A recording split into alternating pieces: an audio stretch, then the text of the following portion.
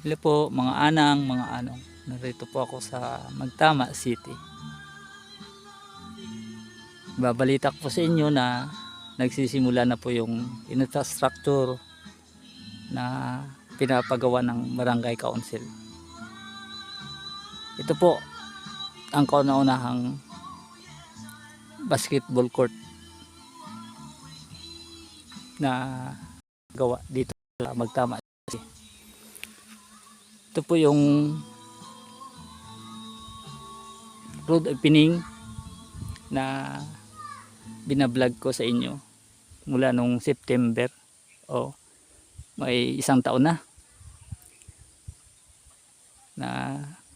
may road opening tayo dito.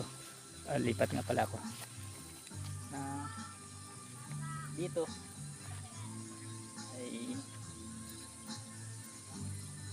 ang produkto namin na nahihirapan po kaming ilabas papuntang bayan, kaya sa taga Barangay Council ng Kabugaw nagkaroon po kami dito ng road opening. Ito sila mama nag-donate po ng papatayuan ng basketball court, simbahan kung saan man banda dito,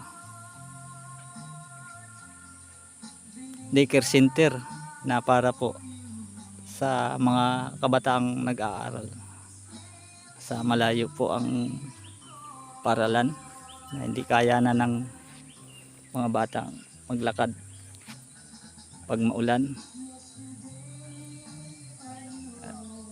Dito na isipan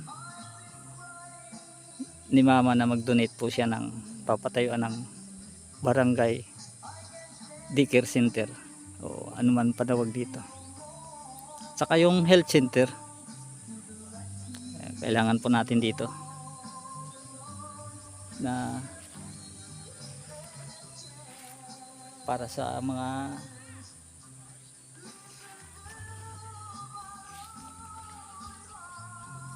hindi makapagpa-check up sa malayo. Ito, sana matulungan nyo kami rito na ma-develop itong lugar na to.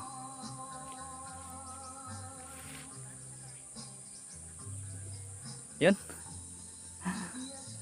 saka ko na lang dadagdagan yung video ko, ano yung mga kahilingan ko dito. Sana sino man dyan, yung mga may ambag, may tulong na ma-develop itong Magtama City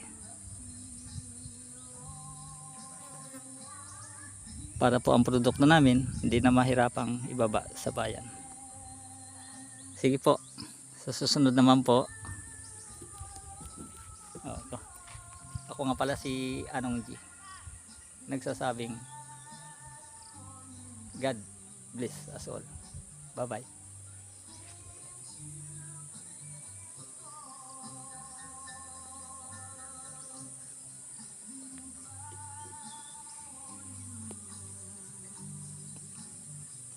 Bahay namin nila mama.